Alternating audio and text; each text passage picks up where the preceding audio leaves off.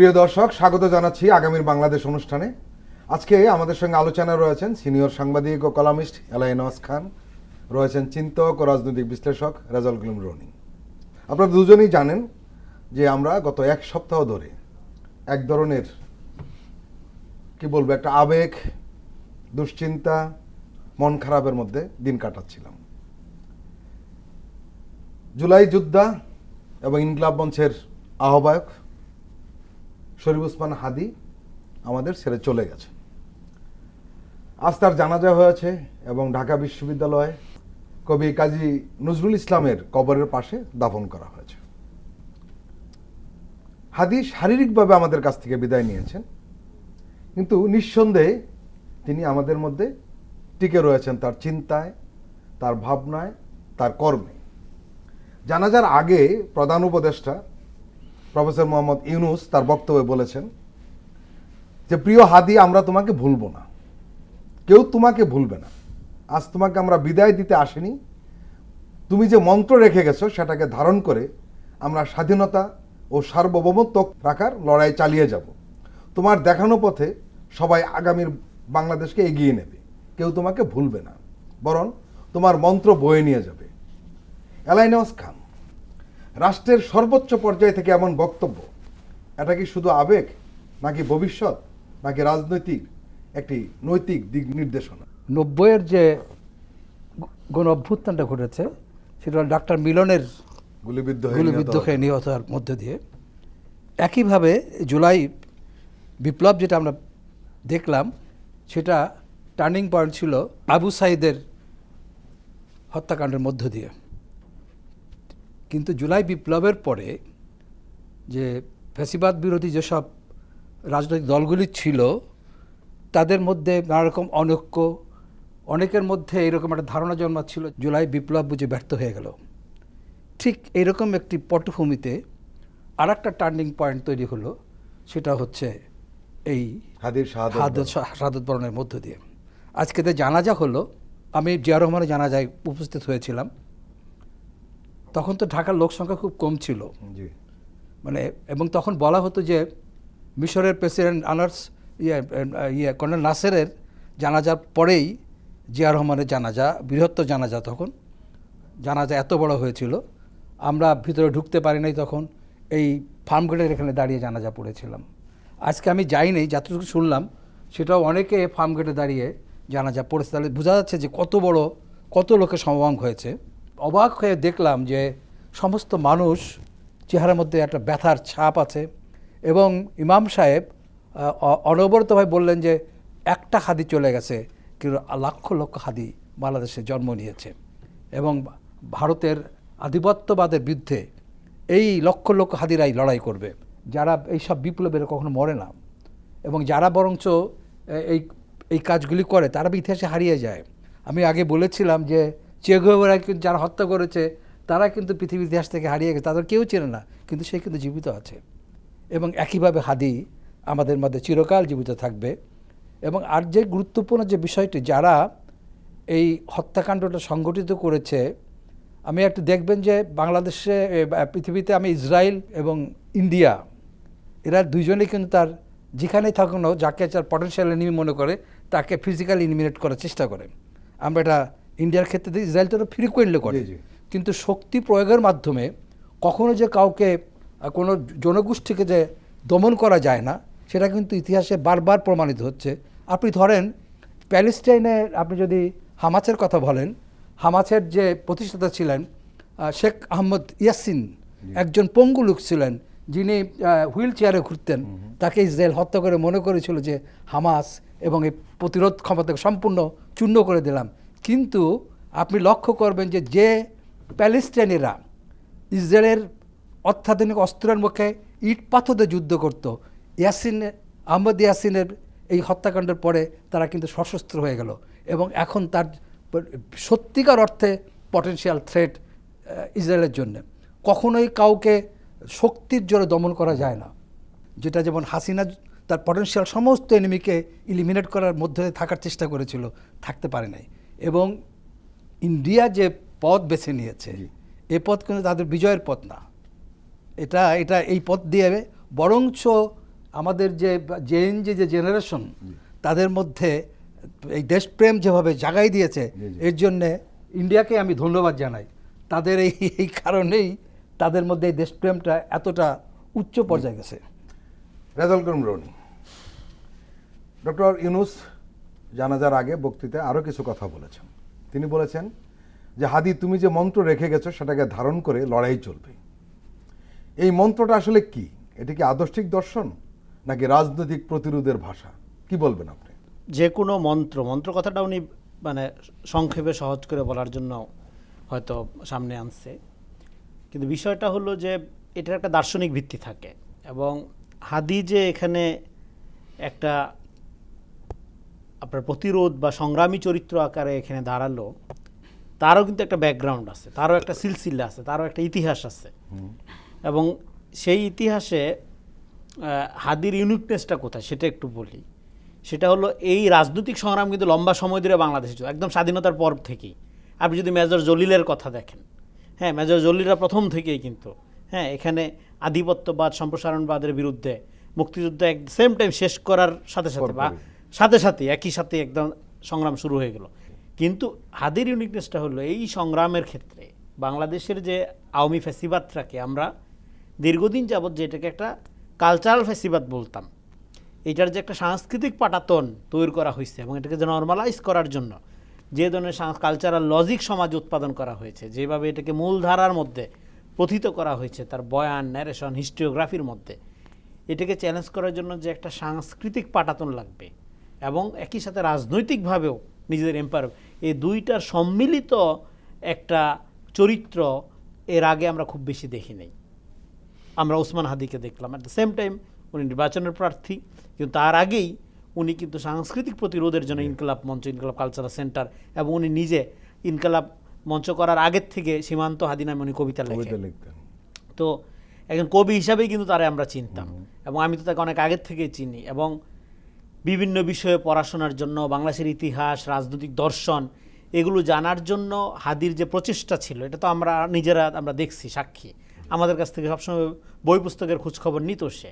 ফলে হাদির সংগ্রামের মধ্যে একটা, আপনি যে প্রশ্ন করলেন, একটা দার্শনিক জায়গা যেরকম আছে এবং রাজনৈতিক প্রতিরোধের জায়গা দুইটাই আছে। দুইটার কম্বিনেশন থাকার কারণেই এই চরিত্রটা বাংলাদেশের এই ক্রান্তিকালে এসে একটা ইউনিক চরিত্র হিসেবে জনগণের মনে জায়গা করে নিয়েছে। আরেকটা প্রশ্ন এখানে উঠছে, সেটি হলো যে প্রধান উপদেষ্টা আরও কিছু কথা বলেছেন। তিনি এই সময় বারবার বলেন যে বলবীর চিরোন্নত মমশির হাদি আমাদের মাথা নত না করার মন্ত্র শিখিয়ে গেছে, এ মন্ত্র আমাদের অন্তরে থাকবে। এই হাদির শেখানো এই মন্ত্রে উজ্জীবিত হবে বাংলাদেশ। আপনি নিশ্চয়ই লক্ষ্য করেছেন যে একজন জুলাই যোদ্ধার মৃত্যুতে রাষ্ট্রীয় আবহ তৈরি হলো বাংলাদেশে। এর আগে কি আমরা এমন ঐক্যবদ্ধ আবেগ দেখেছি? একটা প্রশ্ন, এই শোকটা কেবল কি হাদির জন্য নাকি একটি প্রজন্মের স্বপ্ন ও সংগ্রামের প্রতীক হয়ে উঠছে? না, ব্যক্তি হাদি তো এখানে ইম্যাটেরিয়াল হয়ে গেছে। ব্যক্তি হাদি তো লক্ষ কোটি মানুষের মধ্যে ডিস্ট্রিবিউট হয়ে গেছে যে গুলিবিদ্ধ হওয়ার পরপরই। ব্যক্তি হাদি তো আর ব্যক্তি হাদির মধ্যে নাই অনেক আগেই, যেদিন গুলি করা হয়েছে তাকে। হ্যাঁ, এখানে ব্যক্তি হাদি ইম্যাটেরিয়াল। আমরা না, আমি একটা প্রশ্ন, এই যে রাষ্ট্রীয় আবহ তৈরি হয়েছে বাংলাদেশে তাকে কেন্দ্র করে, রাষ্ট্রীয় শুধু না, জাতীয়, আমরা আর কি আমরা এই যে জাতীয়, এটা না হওয়ার তো কোনো কারণ নাই।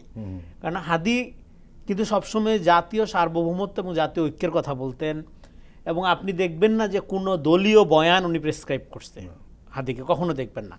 হ্যাঁ, কোনো দলের ভালো কাজ হলে সে প্রশংসা করছে, খারাপ কাজ হলে সেটা যেই দলই হোক তার নিন্দা কিন্তু সে করেছে। এনসিপির করেছে, জামাতের করেছে, বিএনপির করেছে, আবার প্রত্যেকের প্রশংসা সে করেছে, যেটা আমরাও খানিকটা করার চেষ্টা করি।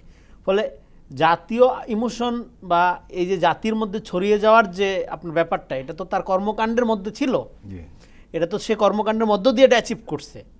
ফলে এই কর্ম, তার যে কর্ম অল্প সময়ের, কিন্তু অল্প সময়ের কর্ম কিন্তু মিনিংফুল কর্ম, এইটা মানুষকে টাচ করছে। যে কারণে আজকে জাতীয় ঐক্যের প্রতীকের মধ্যে, হ্যাঁ, জাতীয় ঐক্য আমাদের বাংলাদেশে জাতীয় ঐক্য খুব কম ক্ষেত্রেই আমরা এই লেভেলে একটা ব্যক্তিকে কেন্দ্র করে হতে দেখেছি, কিন্তু হাদির ক্ষেত্রে এটা না হওয়ার তো কোনো কারণ নাই। কারণ হাদি তো সবসময় এই জায়গাতেই বলতো, যার কথা ছিল যে জান দিব জুলাই দিব না। এখন জুলাই তো কোনো দলের না, জুলাই তো সর্বদলীয়, জাতীয় ফেনোমেনা এটা। তো ফলে এই জাতীয় ফেনোমেনা, জাতীয় চরিত্র, জাতীয় সার্বভৌমত্ব, জাতীয় মর্যাদা, জাতীয় আত্মমর্যাদা কে প্রোটেক্ট করার জন্য যে জীবন দিল, তাকে জাতি বরণ করবে না? জাতি আর কাকে বরণ করবে? শুধু বরণ করা না, তার যে শিক্ষা, দেখেন একটা প্রত্যেক মানুষই মরণশীল, কিন্তু মানুষের আপনার এই মরণশীলতার মধ্যে কালাতীত যেটাকে বলি আমরা, অমরত্বের যে হাতছানি, অমরত্ব তো মানুষই পায়, মৃত্যুর মধ্য দিয়েই পায়। সেটা কিসের মধ্যে, কীভাবে প্রোটেক্ট করে? তার দেহের মধ্য দিয়ে প্রোটেক্ট হয় না, সেটা অলওয়েজ প্রোটেক্ট হয় তার স্পিরিটের মধ্য দিয়ে, তার চৈতন্যের মধ্য দিয়ে। তো হাদির যে চৈতন্য, এখানে হাদি একটা ব্যক্তি নাম মাত্র, কিন্তু এই সংগ্রাম কালে কালে যুগে যুগে, হাদি বলছে না আমি না থাকি অসুবিধা কি, আমার ছেলে করবে, এটা তার ছেলে করবে, প্রজন্মের পর প্রজন্ম এটা করবে। ইন্ডিয়ানদের দিক থেকে তারা যদি মনে করে, বা ধরেন আওয়ামী লীগ যদি মনে করে, বা তাদের যৌথ শত্রু মানে শক্তি যেটা বাংলাদেশের শত্রু, তারা যদি মনে করে যে এই ধরনের ব্যক্তিদেরকে হত্যা করার মধ্য দিয়ে তারা কোনো রকম কোনো বিজয় অর্জন করবে, সেটা বরং তারা 1000 গুণ পরাজিত হল। 1000 গুণ স্পিরিট, 1000 লক্ষ লক্ষ মানুষের মধ্যে, হ্যাঁ, তাদের প্রতি ঘৃণাকে আর শক্তিশালী করার আপনারা ধরেন যে আগুনে তারা ঘি ঢাললো এটার মধ্য দিয়ে। ফলে তারা যদি রাজনৈতিকভাবে প্রাজ্ঞ হতো, তারা কখনোই এই ধরনের আত্মঘাতী কাজ করতো না। এই আত্মঘাতীটা, এই আততায়ী হত্যাটা শুধু হাদির জন্য, হাদির প্রাণ নষ্ট হয়েছে, হাদির প্রাণ আমরা হাদিকে হারিয়েছি, কিন্তু হাদিকে হারানোর মধ্য দিয়ে হাদির চৈতন্যের এই যে ট্রান্সমিশন, এই যে ট্রান্সিডেন্টাল বিস্তার, হ্যাঁ, এটা যে এই যে লক্ষ কোটি মানুষের মধ্যে স্পিরিট আকারের যে আপনার ছড়িয়ে যাওয়া, মুহূর্তের মধ্যে স্পার্ক করা, এইটা কোনো রাজনৈতিক প্রজ্ঞাসম্পন্ন কোনো গোষ্ঠী এটা করার কথা না। তার শত্রু ইডিওলজিকে শক্তিশালী করার কাজে আঞ্জাম দেওয়া একজন ব্যক্তিকে হত্যা করে, হ্যাঁ, এটা আত্মঘাতী হাদির জন্য না, ওদের জন্য বরং আত্মঘাতী হয়েছে। এলাই নওয়াজ খান, জুলাই গণ অভ্যুত্থানের এই যে সম্মুখ যোদ্ধা, তার নামাজে জানাজাতে অংশ নিতে এসে ধর্ম উপদেষ্টা খালিদ হোসেন কিছু কথা বলেছে। সারা বাংলাদেশ আজ কাঁদছে। হাদি স্বপ্ন দেখেছিলেন আধিপত্যবাদ বিরোধী একটা ইনসাফ ভিত্তিক সমাজ প্রতিষ্ঠা করা। ধর্ম উপদেষ্টা বলেছেন হাদি স্বপ্ন দেখতেন আধিপত্যবাদ বিরোধী ইনসাফ ভিত্তিক সমাজ। এই ধারণাটা কি আজকের বাংলাদেশের রাজনৈতিক বাস্তবতায় রূপান্তরযোগ্য? যেটা রনি কিছুটা বলছিলেন। ইমাম খামেনি সম্পর্কে আমাদের ধারণা খুব কম ছিল। তিনি যখন ইন্তেকাল করলেন তখন আমি জানলাম যে ওনার একটা মাত্র তক্তপোষ ছিল, কোনো কিছু ছিল ওনার বাড়িতে। আজকে যখন আমরা হাদিকে দেখছি, একটা মধ্যবিত্তের একটা ছেলে, কিংবা আরও ভিন্ন মধ্যবিত্ত বলা যায়, যে যার মধ্যে এত দুর্নীতিগ্রস্ত একটা সমাজ, এই সমাজে হাদির মধ্যে কখনোই এই ধরনের কোনো ঘটনা কেউ লক্ষ্য করে নাই। একটা সাদামাটা মধ্যবিত্তের সন্তান যেভাবে জীবনযাপন করো, হাদি সেরকম। আজকে প্রত্যেকটা মানুষকে, ঠিক খোমেনির মৃত্যুর পর যেমন প্রত্যেকটা পৃথিবীর মানুষকে, মুসলিম ওয়ার্ল্ডকে টাচ করেছিল, যে এত বিশাল নেতা, তার শুধু একটা তক্তপোষ ছাড়া আর একটা বই, তার যে কয়েকটা গ্রন্থ ছাড়া সে তার কোনো সম্পদ ছিল না। আজকে হাদি নিম্ন মধ্যবিত্তের যে আপনি দেখেন কিভাবে মানুষ তার দিকে এভাবে হয়ে গেছে, ঝুঁকে পড়েছে। কারণ আমরা একটা বাচ্চা হলে, নিজের সন্তান হলে সমস্ত আবেগ সমস্ত সন্তান এবং পরিবারের উপর ঢেলে দেই। হাদি বলছে যে আমার সন্তান হওয়ার পরে একদিনের জন্য ওইভাবে তাকে দেখতে পারি নাই।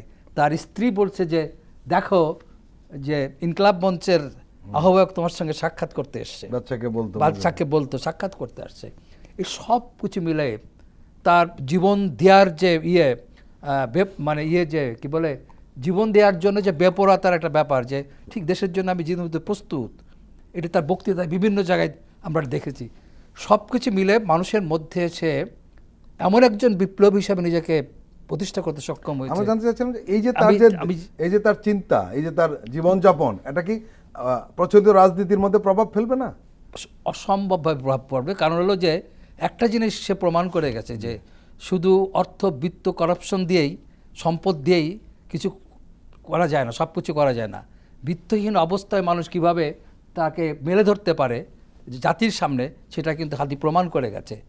একই সঙ্গে যেটা আমাদের কাছে যেটা খুবই গুরুত্বপূর্ণ, সেটা হলো আজকে আমাদের সামনে, আমার মনে হয় গত 55 বছরের স্বাধীনতার পরে জিয়াউর রহমানের পর একজন ব্যক্তি আমরা পেলাম, যাকে কেন্দ্র করে সম্প্রসারণ বিরোধী যে আমাদের রাজনৈতিক শক্তি, সেটা আরও বেশি শক্তিশালী এবং বেগবান হবে।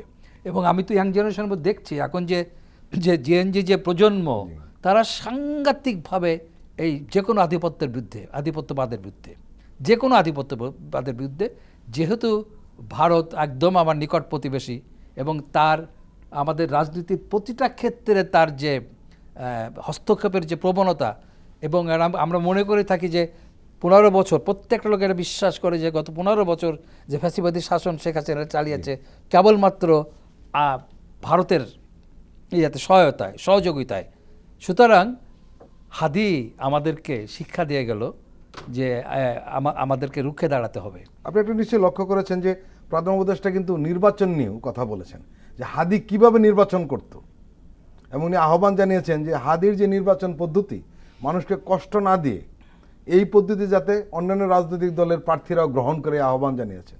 এর মানে হাদি নির্বাচন কিভাবে করতে হয় সেটারও কিন্তু একটা মডেল তৈরি করে গেছেন খুব অল্প দিনের মধ্যে। এই আহ্বানে কিন্তু জানিয়েছেন। আপনি নিশ্চয়ই লক্ষ্য করেছেন তার নির্বাচনের পদ্ধতি কেমন ছিল। হাদি 31-32 বছর 32 বছর বয়সের একটা ছেলে, যে যুবকই বলা যায় এখনো তাকে, সে আমাদেরকে আসলে অনেক ব্যাপারে শিক্ষা দিয়ে গেছে। এবং আমি যেটা মনে করি যে সে একদম তার বক্তৃতা, যাতে বলি যে শুধু রেথরিক না, মানে বাগড়ম্বরপূর্ণ বক্তৃতা সে দেয় নাই, তার বক্তৃতার মধ্যে দিয়ে সে নিজে বাস্তবায়নের জায়গাটা তৈরি করেছে। আমাদের রাজনীতিবিদরা অধিকাংশ ক্ষেত্রে বাগড়ম্বরপূর্ণ কথা বলেছেন, আমরা মনে থাকি এটা কি রেথরিক নাকি বাস্তবতা আছে। হাদি কিন্তু তা করে নাই। হাদি কিন্তু নিজে বাস্তবায়ন করে আমাদেরকে দেখিয়ে দিয়েছে যে কিভাবে চলতে হবে। নির্বাচনের ক্ষেত্রে হাদিসি একই অবস্থা তৈরি করেছে। এবং সামনে যারা আছেন, ওই জিয়া রহমান একসময় বলতেন না যে উনি যখন গ্রামে গঞ্জে সব জায়গায় যাইতেন, তার তিনি বলতেন যে I will make politics difficult. Hadi কিন্তু সাধারণভাবে যে ট্র্যাডিশনাল পলিটিশিয়ান যারা, তাদের রাজনীতিকে আরও কঠিন করে দিয়ে গেছেন। প্রিয় দর্শক, আমরা এখন একটি বিরতি নিচ্ছি, আপনারা আমাদের সঙ্গেই থাকুন।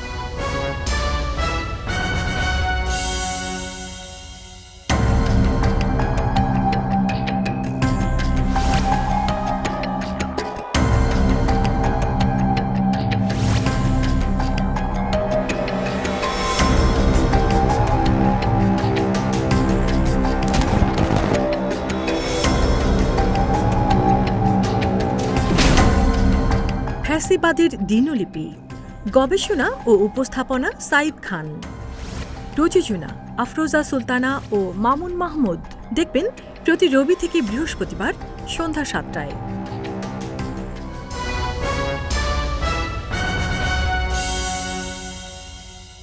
আবারও স্বাগত আগামীর বাংলাদেশ অনুষ্ঠানে। আজকে আমাদের সঙ্গে আলোচনা রয়েছেন চিন্তক ও রাজনৈতিক বিশ্লেষক রেজাউল করিম রনি, রয়েছেন সিনিয়র সাংবাদিক এবং কলামিস্ট এলাইনওয়াজ খান। রেজাউল করিম রনি, আপনি নিশ্চয়ই লক্ষ্য করেছেন যে লাখ লাখ মানুষ যে জানাজা অংশ নিয়েছে তাদের বেশিরভাগই তরুণ, এবং তারা চোখের জলে হাদিকে বিদায় দিয়েছেন। এটা কি সাময়িক আবেগের বিস্ফোরণ, নাকি দীর্ঘদিনের জমে থাকা কোনো রাজনৈতিক নৈতিক আকাঙ্ক্ষার বহিঃপ্রকাশ? তরুণদের চোখে আপনি কোনটা দেখলেন? গণ অভ্যুত্থানের মধ্য দিয়ে বাংলাদেশ পরিবর্তিত হয়ে গিয়েছে। আমরা বলি যে সেকেন্ড রিপাবলিক শুরু হয়ে গেছে, এবং সমাজের যে সোশ্যাল কন্ট্রাক্ট এটাও চেঞ্জ হয়ে গেছে। আগে সমাজ ছিল কি, আওয়ামী লীগ বিএনপি বাইনারিতে বিভক্ত, মানে পলিটিক্যালি। সেই জায়গা চেঞ্জ হয়ে গেছে। সেই জায়গায় চেঞ্জ হওয়ার জন্য মানে আওয়ামী বিরোধী যে রাজনৈতিক শক্তিগুলো, তাদের জন্য 5 তারিখ একটা চ্যালেঞ্জ আকারে হাজির হয়েছে বিএনপি, জামাত এবং নতুন গঠিত হওয়া দল সবার জন্যই। কেন চ্যালেঞ্জ আকারে হাজির হয়েছে? হাজির হয়েছে এই কারণেই যে রাজনৈতিক সংগঠনগুলোকে আমরা যেরকম একটা জনগণের অভিভাবক হিসাবে দেখতাম, জনগণ গণ অভ্যুত্থানের মধ্য দিয়ে নিজেরা এম্পাওয়ার হওয়ার মধ্য দিয়ে, গণ অভ্যুত্থানে নিজেরাই নিজেদের নেতৃত্ব গ্রহণ করার মধ্য দিয়ে, আপনি জানেন যে এই গণ অভ্যুত্থানে কোনো রাজনৈতিক নেতৃত্ব ছিল না, জনগণের নেতৃত্বে গণ অভ্যুত্থান হয়েছে। হওয়ার মধ্য দিয়ে জনগণ নিজের রাজনৈতিক কর্তাসত্তা অর্জন করেছে। জনগণের বলতে বৃহত্তর তরুণ প্রজন্ম, জেনজি জেনারেশন। ফলে এইটা ঐতিহাসিকভাবে একটা নতুন রাজনৈতিক কর্তাসত্তার আবির্ভাব হয়েছে। এই নতুন রাজনৈতিক কর্তাসত্তার সাথে এই যে প্রতিষ্ঠিত রাজনৈতিক দল বিএনপি, জামাত এবং পরবর্তীতে এনসিপি, রাজনৈতিক দলগুলোর যে এস্টাবলিশমেন্টের যে প্রবলেম, এস্টাবলিশমেন্টের যে সমস্যা, এটাকে আমরা কেবল সমন্বয় করার জন্য তারা উভয়ই হিমশিম খাচ্ছে। প্রত্যেক দলের মধ্যে একটা ক্রাইসিস আছে। এই চ্যালেঞ্জ আকারে হাজির হয়েছে, যেটা আমরা বলি। তো সেই চ্যালেঞ্জটা দুই দিক থেকেই। সেই চ্যালেঞ্জটা ইমোশন, পলিটিক্স তো একটা এন্ড অফ দ্য ডে, তার মধ্যে একটা ইমোশনের একটা ব্যাপারও আছে।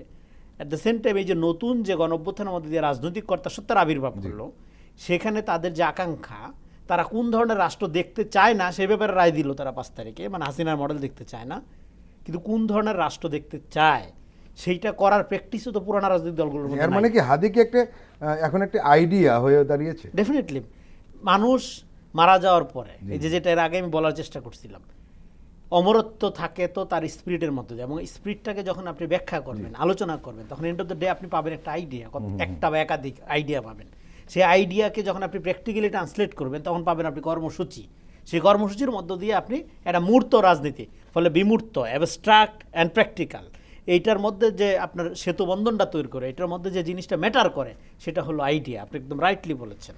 ফলে হাদি এখন আর কোনো, আজকে হাদি দুনিয়াতে নাই। আমরা একটু আগে হাদিকে আমরা নজরুলের কবরের পাশে সাহিত্য করে আসলাম। এখন হাদি কি হিসাবে থাকবে? হাদি একটা আইডিয়া আকারে থাকবে বা একাধিক আইডিয়া আকারে থাকবে। প্রধান উপদেষ্টা যেখানে বলে যে নির্বাচনী ক্যাম্পেনিংটা মানুষকে কষ্ট না দিয়ে, যখন ফজরের সময় ভোরে উঠে যে দাঁড়াচ্ছে, হ্যাঁ, মানুষ যেখানে হাঁটতে যাচ্ছে, হ্যাঁ, সেখানে যাওয়া, বড় কোনো সমাবেশ না করা, গ্যাদারিং না করা, বিশাল গাড়ি শোডাউন না করা, রিক্সা ভ্যানের প্রচারণা চালানো, হ্যাঁ, যে কারণে তাকে আততায়ীদের জন্য সহজও হয়েছে তাকে হত্যা করা, যে তার এই স্বাভাবিক সাধারণভাবে আপনার এই কর্মসূচিগুলো গ্রহণ করার ক্ষেত্রে, মানে জনসংযোগের এই পদ্ধতিটা গ্রহণ করার জন্য। তো ফলে সেদিক থেকে আপনি যদি চিন্তা করেন, ডেফিনেটলি এটা একটা মডেল, এটা নতুন মডেল, নতুন ধারণা। এবং এই ধারণাটাই কিন্তু জেনজি জেনারেশন, আপনার জেনজি জেনারেশনের আবিষ্কার আপনি বলতে পারেন। আরেকটু আলাদা করে আলোচনা করতে পারি আপনার সঙ্গে, সেটি হলো যে ধরুন আমরা যে সময়ে তরুণ ছিলাম, বড় হয়ে উঠছি, তখন আমরা অনেক বুদ্ধিজীবী, বহু নেতা আমরা দেখেছি।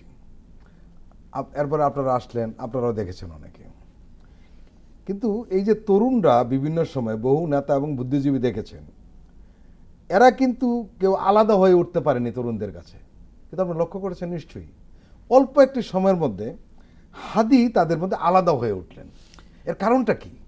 দেখেন, গণ অভ্যুত্থান এই তরুণ প্রজন্মের এই যে নতুন কর্তাসত্তা হাজির করেছে। এবং আমি গণ অভ্যুত্থানের পরের থেকে বলতাম যে দেখেন, বাংলাদেশ যে এরকম একটা 54 বছরের ফেইল্ড স্টেট, এই যে গণ অভ্যুত্থানে আমাদের বাচ্চা বাচ্চা ছেলেদের জীবন দিতে হইলো, এটা তো কোনো রাজনৈতিক দলের ক্রেডিট না, ডিসক্রেডিট।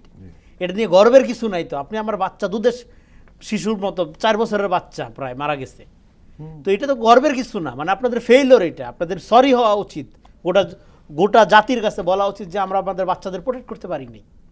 বাচ্চাদের জীবনের বিনিময়ে আপনারা ফ্যাসিবাদের পতন ঘটাইলেন। ফলে আপনাদের প্রত্যেকের ক্ষেত্রে গর্বের কিছু না, এক কথায়। ফলে এখন গর্বের যদি কিছু থাকে, সেটা তো তরুণদের, জেনজি জেনারেশনের।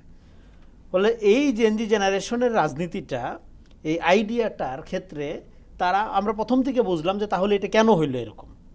কারণ তাহলে বুদ্ধিজীবীরা যেই ধরনের বয়ান, যেই ধরনের দার্শনিক ভিত্তি, যেই ধরনের সাংস্কৃতিক ভিত্তি এই দেশে নির্মাণ করেছিল 54 বছরে, তার বাই প্রোডাক্ট হিসেবে তো এরকম গণহত্যা আমরা পাইছি।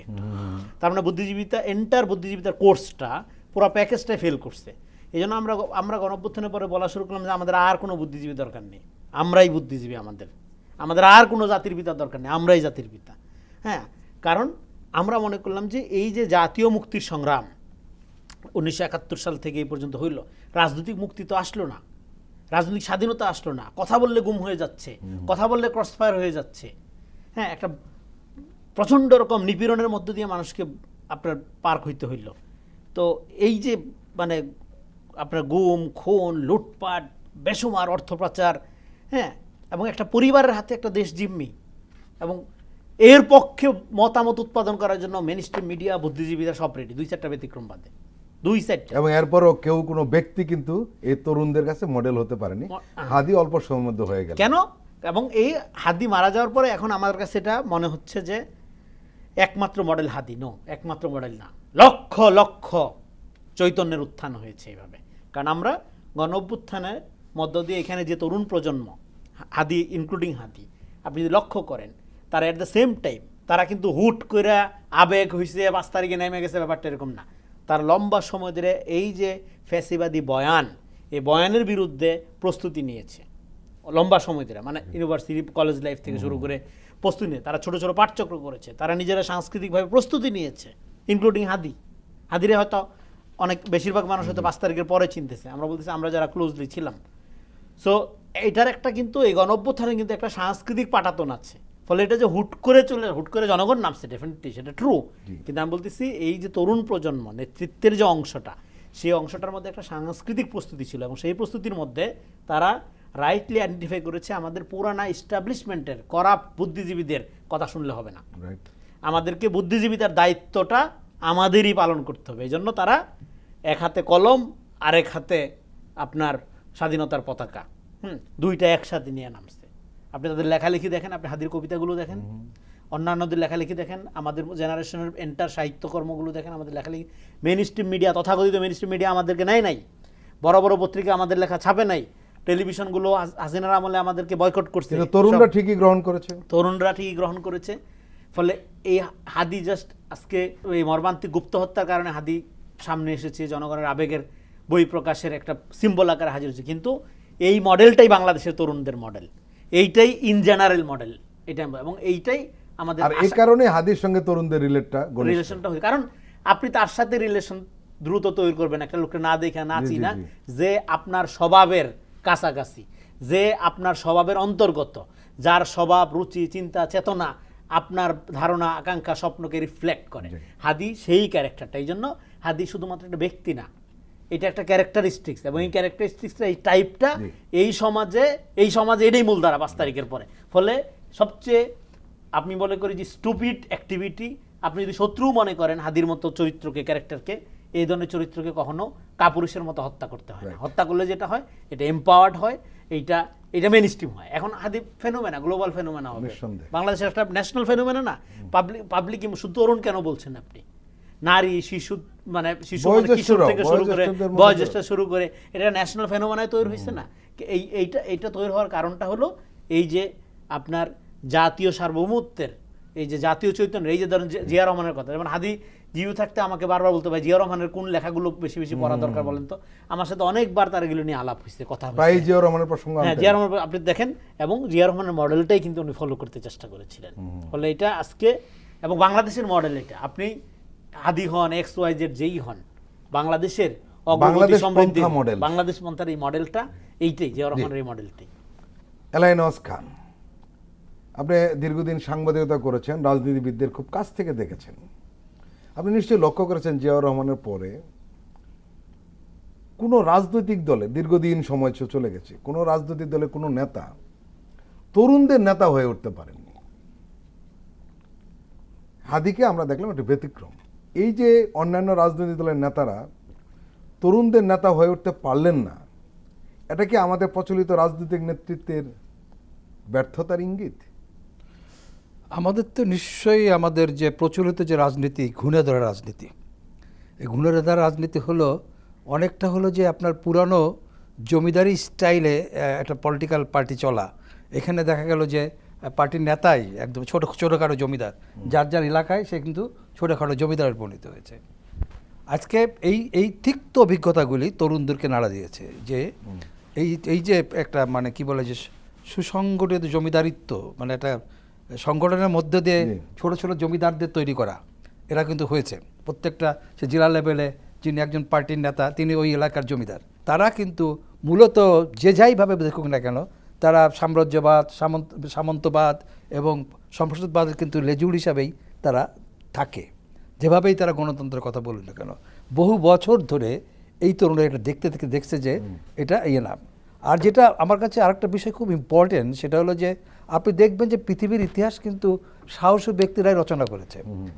যে একটা কথা আছে না, ভীরুরা বারবার মরে আর সাহসীরা একবার মরে, যেটা আমাদের হাদির প্রমাণ করে গেছে। আরেকটা আপনি শুরুতে যেটা বলেছিলেন যে জুলাই বিপ্লবের সম্মুখ যুদ্ধ, এই একটা লোক যে গত 15 মাস ধরে সে সম্মুখ যুদ্ধ হিসাবে ছিল। আপনি হয়তো আমাদের ইতিহাসের একজন বিখ্যাত জেনারেল বা শাসক টিপু সুলতানের নাম শুনেছেন, যিনি এই পৃথিবীর ইতিহাসে খ্যাতিমান হয়ে আছেন এই কারণে যে এই একটা ব্যক্তি তার দেশকে রক্ষা করার জন্যে সম্মুখ যুদ্ধ করতে করতে শহীদ হয়েছেন।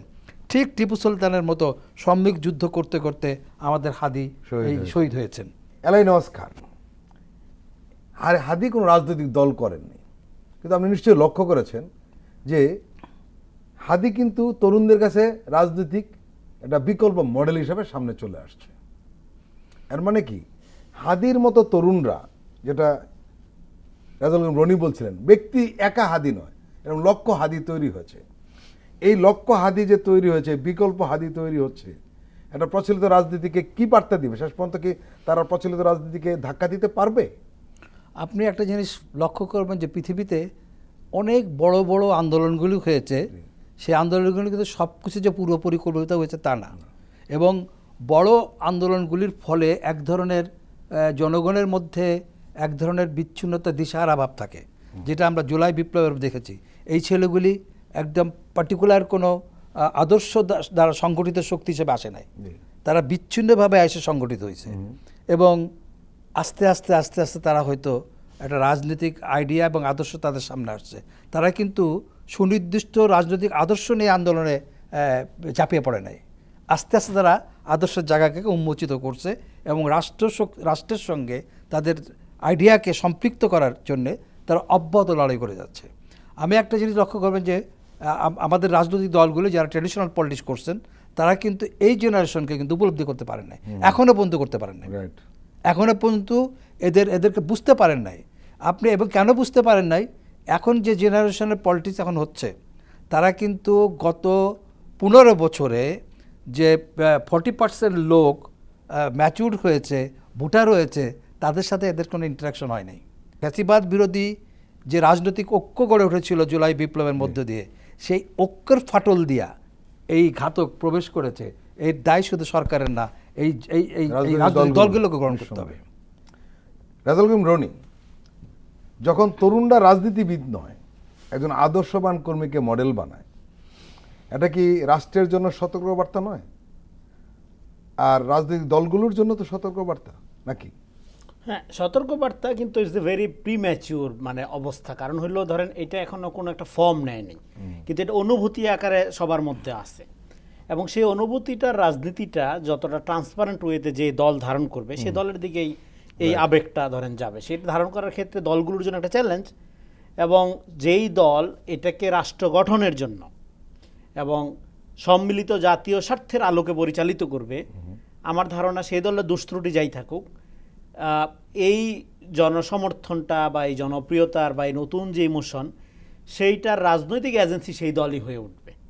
কিন্তু কেউ যদি এটাকে ক্ষুদ্র দলীয় স্বার্থে ব্যবহার করার চেষ্টা করে, মানে সে ধরেন রিয়েলি মিন করলো না বাংলাদেশের সার্বভৌমত্ব, রিয়েলি মিন করলো না বাংলাদেশ পন্থা, রিয়েলি মিন করলো না সম্প্রসারণ বিরোধিতা, কিন্তু এগুলো সবগুলো র্যাটোরিক্যালি ব্যবহার করলো, অভিনয় করলো, মানে এটা আমরা যেটা বলি পলিটিক্যাল থিয়েটার। তবে নতুন তরুণরা কিন্তু অভিনয় বুঝে ফেলে, বুঝে ফেলে, কারণ তারা ওই যে দ্রুত, এই যে আপনি জুলাই গণঅভ্যুত্থানের স্লোগান দেখেন নাই, নাটক কম করো প্রিয়।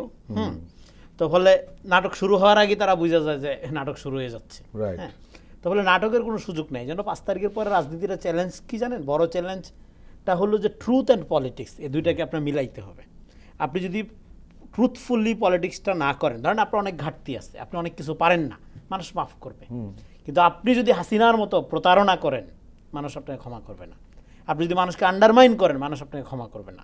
ফলে এই জন্য হাদির এই মডেলটা, এটা সর্বদলীয় মডেল। সর্বদলীয় মানে আমি বলতেছি গণ অভ্যুত্থানের পক্ষের যত শক্তি আছে, সর্বদলের মধ্যেই এই ইমোশনটা আছে, সর্বদলের সমর্থকদের মধ্যে আছে, বিএনপির মধ্যে আছে, জামাতের মধ্যে আছে, এনসিপির মধ্যে আছে, এবং অন্যান্য দলের লোকজনদের মধ্যে আছে, এবং ডান বাম নির্বিশেষে আছে। এটা কিন্তু ইম্পর্টেন্ট। এখানে বামপন্থীর বলতে আমরা যাদেরকে চিনি, তাদের অনেক ক্রিটিক আমরা করি, কিন্তু হাদির বিষয়ে, হাদির যে পজিশন, সেই পজিশনের বিষয়ে তাদের ঐক্যও কিন্তু আমরা লক্ষ্য করেছি, এবং তাদের ইমোশনও আমরা লক্ষ্য করেছি, তাদের স্বতঃস্ফূর্ত এবং বেদনার্থ আর্তচিৎকারও কিন্তু আমরা দেখেছি। কিন্তু কোনো কোনো রাজনৈতিক দল কিন্তু হাদিকে মাইনাস করার চেষ্টা করছে। না, হাদিকে মাইনাস করার চেষ্টার সুযোগ নেই। কারণ আমি বললাম তো, এটা তো আপনি যদি গণঅভ্যুত্থানের পক্ষের দল হন, মানে আপনি যদি গণঅভ্যুত্থানে অংশগ্রহণ করে থাকেন, আপনার দলের মেজরিটি পার্সেন্ট তো হাদির চৈতন্যায় তো হয়ে বসে রয়েছে, লিডাররা করছে আর কি। তাহলে বলতে চাচ্ছেন আমরা এটা লিডাররা যদি করে থাকে, তার মানে সে তার রাজনীতির বিরুদ্ধে রাজনীতি করছে। মানে ওই দল আপনি যার কথা বলছেন, তার কর্মী তো হাদি হয়ে বসে রয়েছে, নিঃসন্দেহে নিঃসন্দেহে।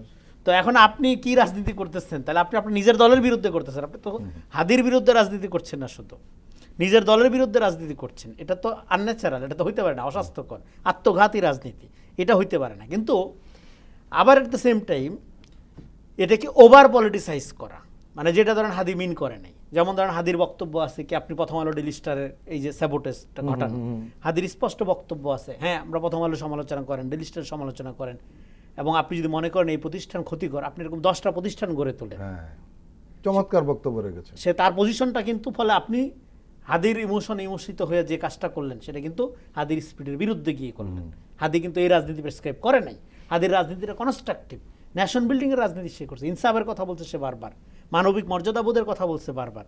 কিন্তু এটাকে কেন্দ্র করে আপনি যখন একটা অন্য রাজনীতি করার চেষ্টা করবেন, তখনও আসলে আপনি ন্যাশনাল যে ইন্টারেস্ট সেই জায়গা থেকে সরে যান।